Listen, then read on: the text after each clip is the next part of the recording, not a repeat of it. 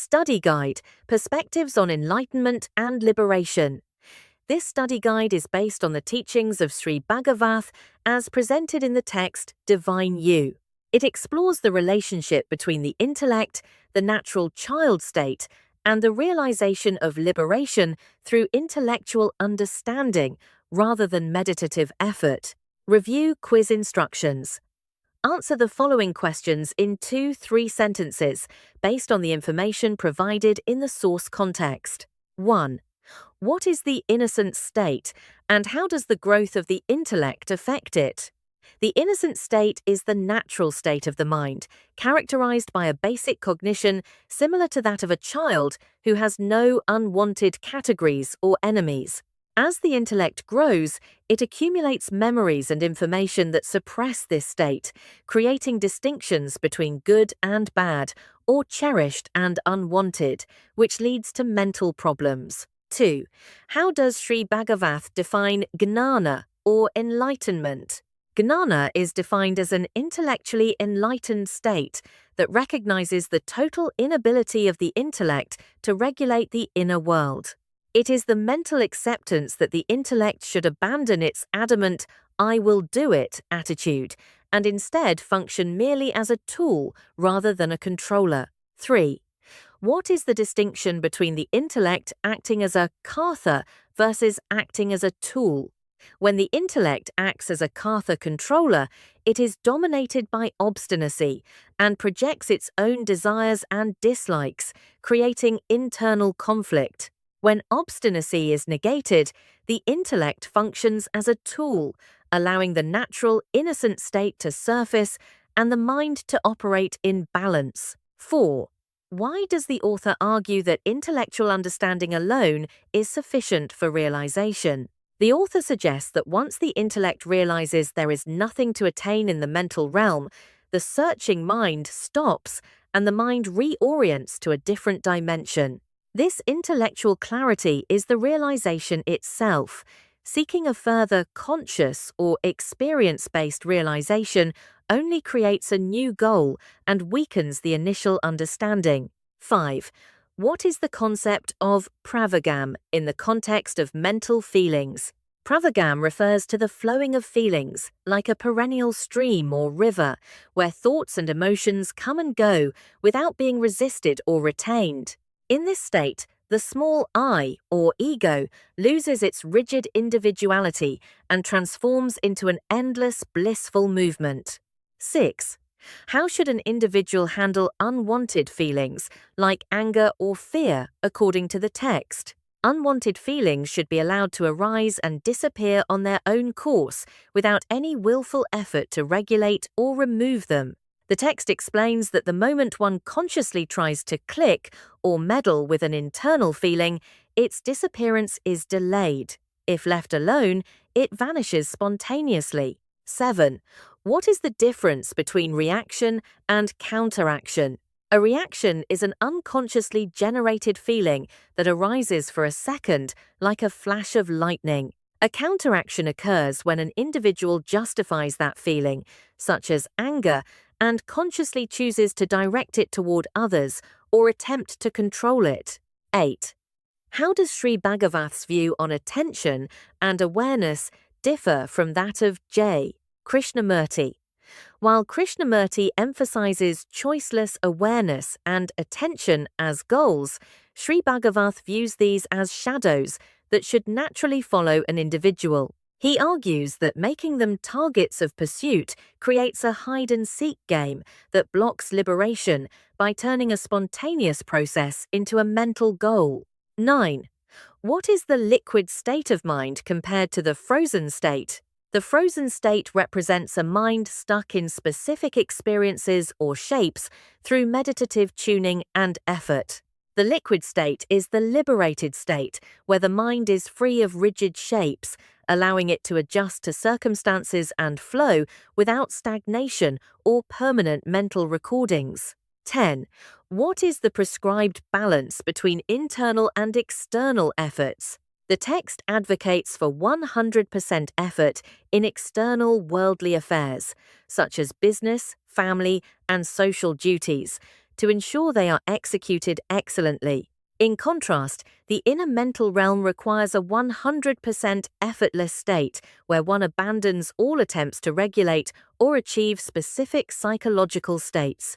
Answer key 1. The innocent state is our natural state, possessing basic cognition without the burden of recorded memories.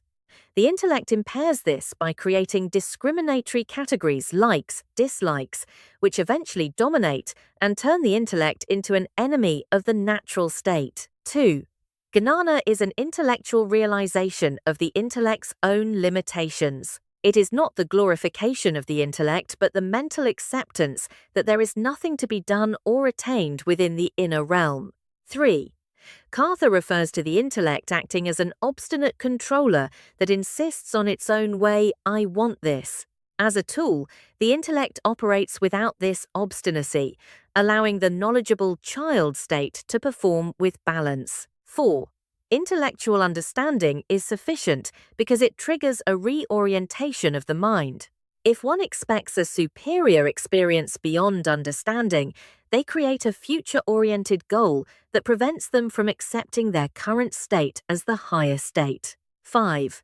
Pravagam is the perennial flow of thoughts and feelings. It signifies a state of non-resistance where the ego melts into an infinite stream, moving like water that creates its own path around hurdles. 6. Unwanted feelings should be treated as involuntary occurrences for which the individual is not responsible. By not clicking or showing interest in them, these feelings lose their velocity and disappear faster than if one were to willfully oppose them. 7. Reaction is the first, unconscious part of a feeling that lasts only a second. Counteraction is the second, conscious part where the individual adopts the feeling, justifies it, and acts upon it willfully. 8. Sri Bhagavath believes that treating awareness or attention as a goal inadvertently imposes an attainment mindset. He argues these states should follow the individual automatically once the search for a specific mental state is abandoned. 9. The frozen state is a temporary shaped state of mind, created by meditation or tuning. The liquid state is the natural, liberated state, where the mind remains unswerving but flexible, adjusting to any vessel or circumstance without getting stuck. 10. The balance involves being a warrior outside and a Buddha inside. This means using willful effort and yoga as tools for external success while remaining completely effortless and accepting regarding internal mental processes. Essay format questions 1. The paradox of effort. Analyze Sri Bhagavath's argument that all paths are erroneous. Discuss how the attempt to reach enlightenment through meditative effort might actually serve as an impediment to the innocent state. 2. The knowledgeable child. Compare the child state of an infant to the intelligent child state of a gnani. How does the presence of an intact intellect change the nature of innocence in an enlightened adult? 3. Internal renunciation versus external action. Discuss the role of karma duty in Sri Bhagavath's teachings. How does his advice to continue in worldly service and marriage challenge traditional views of asceticism, sannyasa? 4. Critique of spiritual masters. Based on the text, evaluate Sri Bhagavath's critiques of J. Krishnamurti, Ramana Maharishi, and Buddha. Focus on his distinction between tuning the mind and liberating it. 5. The mechanics of karma. Explain the 3 types of karma, sanchita, prarabdha, and agamiya mentioned in the text. How does the liquid state of mind facilitate the dissolution of these karmic recordings? Glossary of key terms. Term definition. Agamaya karma. New karma generated by current actions and investments, which then joins the store of sanchita karma. Big IA, scriptural concept representing the universal soul or the pravagam flow, contrasted with the limited small I. Gnana enlightenment, described specifically as the intellectual understanding that there is nothing to be done in the mental realm. Kartha, The intellect functioning as a controller or doer, characterized by obstinacy and personal desire. Laya, a state of being engrossed or submerged in an experience, which can lead to the creation of mental recordings. Maya, illusion, literally meaning measured perception, the deception that mental boundaries and demarcations are cardinal truths. Mano nasa, the dissolution of the mind, not the absence of mind, but the liquefaction of the mind into a free-flowing state. Obstinacy, the adamant attitude of the intellect, I only will do it, that creates violent nature and blocks the innocent state. Prarabdha karma, the portion of total karma, sanchita, withdrawn to be experienced specifically during the current birth. Pravagam, a stream or perennial flow, the state where feelings and thoughts move freely without being anchored or resisted. Sahaja samadhi, a state of being in samadhi tranquility, while simultaneously engaging in the activities of the mind and the world. Samadhi, a meditative state of motionless mind or solid existence, considered a temporary tuned state rather than final liberation.